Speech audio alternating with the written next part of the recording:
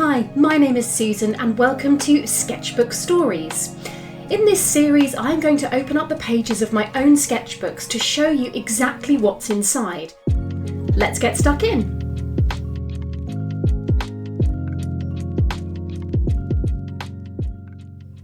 Hello and a huge welcome to this episode of Sketchbook Stories with myself, Susan Yeates. There's a whole range of these Sketchbook Stories episodes, so if this is the first one you've dipped into, don't forget to go back and look at the other ones and also have a look at my website, susanyeates.co.uk, for all the other lovely sketching goodness, such as my sketching app and my Inspire Sketching membership that you can enjoy from myself. So let's dive straight into this sketchbook, and perhaps you might be thinking, that's not a sketchbook, that's just a bunch of paper. Well, yes, you are right. And the reason for this is that I had a very old sketchbook where I'd started using it and had a big clunky cover, but I'd got about half the sketchbook that I hadn't filled out, and I decided I wanted to throw it away. I know, throw it away, it's crazy, it feels wrong, but I needed to clear out. And so instead of throwing the whole sketchbook away, what I did was I grabbed a craft knife, Stanley knife, and I just cut out a bunch of the pages to give me this loose leaf paper, because actually this paper is really rather lovely. It's very thin, very smooth. It's a super old sketchbook, probably 15, 20 years old. And there were some old scribbles and things stuck in. I didn't really need it. I needed to move on. And so I cut the pages out, and I just have this little pile of paper sat in my studio that I can play with. I'm not precious about it. I can scribble on it, I can doodle, write notes, throw it away. And it just gives me a little bit of freedom that it's not in a sketchbook and it's not going to be saved forever. I can throw these pages away if I want. So I suppose my first tip that I wanted to share with you as part of this Sketchbook Stories episode was that it's totally okay to work on paper. You don't have to work in sketchbooks if you don't want to. You can work in paper, you can tear paper out of your sketchbooks. And sometimes it's actually really nice to work on paper, and cheap paper, non-precious paper, because it means you can really play and be free without worrying about the end result, without worrying about ruining that piece of paper or being precious about it. You can sketch, play, have fun. If it goes wrong, great. If it doesn't go wrong, also great. So let me show you what I've been sketching on these bits of paper. Now, I don't know whether you know, but I have a young daughter. She's currently 6 years old, and very often she'll come into my studio and want to sketch with me, want to do creative stuff, and I want to sketch with her, and I just want to do something fun and easy. And she was given this set of paint sticks, and one thing that I love doing is playing with kids' art equipment, crayons, felt tip pens. And these are tempera paint sticks. These are great for toddlers because they're easy to hold. You can make a bit of a mess, but not too much mess. And so we opened this up and we both did some sketching. Now, I love sketching landscapes. And so what I decided to do was just play with sketching some landscapes. And I worked from photos using these particular pastels. I suppose they're paint sticks. Using these particular paint sticks. And I've never used them before, and I just fancied having a little bit of fun. I suppose if you've used oil pastels or oil crayons before, it's a very similar experience. But because this is a set of kids' paint sticks that she inherited from a friend, we weren't precious about the paint sticks, and we weren't precious about the paper. And that gives a huge amount of creative freedom.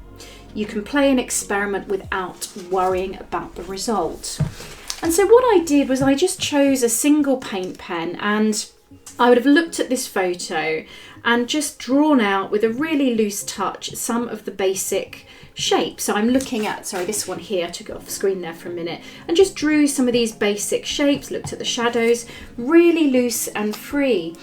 And then what I then did was kind of look, especially in this one, I was really looking at creating lumps of colour, bold lumps of colour, and embracing these paint sticks for what they are. So it's like using paint, it's like using pastels, and kind of applying the paint, I suppose a little bit impressionistic.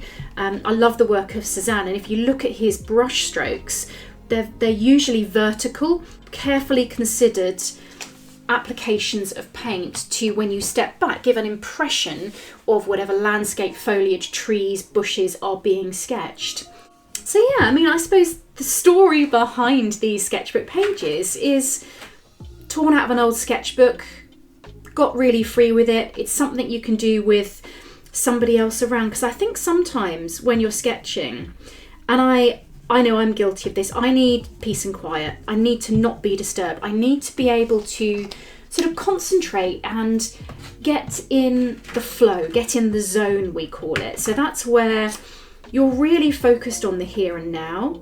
You're just absorbed in what you're doing, and time almost stands still as you create, as you sketch, as you draw, as you breathe, as you relax, as you observe, and you get really, really into whatever it is that you're doing. And it's lovely if you have that opportunity. It's fantastic if you aren't disturbed and you can get in the zone for a bit. But sometimes life happens, quite a lot life happens. So sometimes I am sat here and I'm entertaining a 6-year-old as well as trying to experiment and sketch. And that's why I kind of love playing with something new on something non-precious, because it just gives me the chance to sort of create in a non-precious way and just see what happens. So that's the story behind these sketchbook pages. I'm not going to sketch now, I'm showing you the pages, not sketching. And so each one of these was just created in a very, very loose way using these paint pens. Sketching the basic outline, just working for a picture. So another tip that I'd like to impart to you is to have a folder of photos perhaps on your phone that you can just open it up, flick through, find something and get sketching with very few barriers. And again, having this to hand, having this paper just sat on my desk, I can just get going very quickly without any barriers to sketching. And I just very loosely created the outlines and then started to just build up the paint effects and really explored embracing the nature of these paint sticks. I mean, I love working in pencil, which is very detailed, very different to this. I'm not necessarily a sort of painter by origin. I'm very much a drawer. I don't know if that's a word. I'm a sketcher, I'm a drawer. So kind of embracing the more bold, loose, free way that these paint sticks work. And, these are kids' paint sticks. They're cheap, they're cheerful, full of colours. I mean, they're bright, they're bold, really, really fun. And it just enabled me to just sketch these really loose landscape studies, playing with some lovely bright colours and seeing how this material worked. And it was a lot of fun.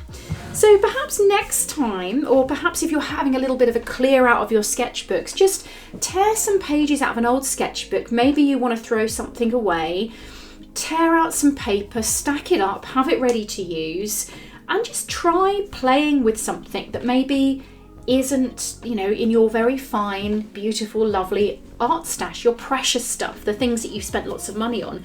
Find some cheap biros, some cheap felt tip pens, some crayons that you've picked up from a restaurant when your kid's been drawing, that kind of stuff. Pick up something cheap and cheerful, have a little go.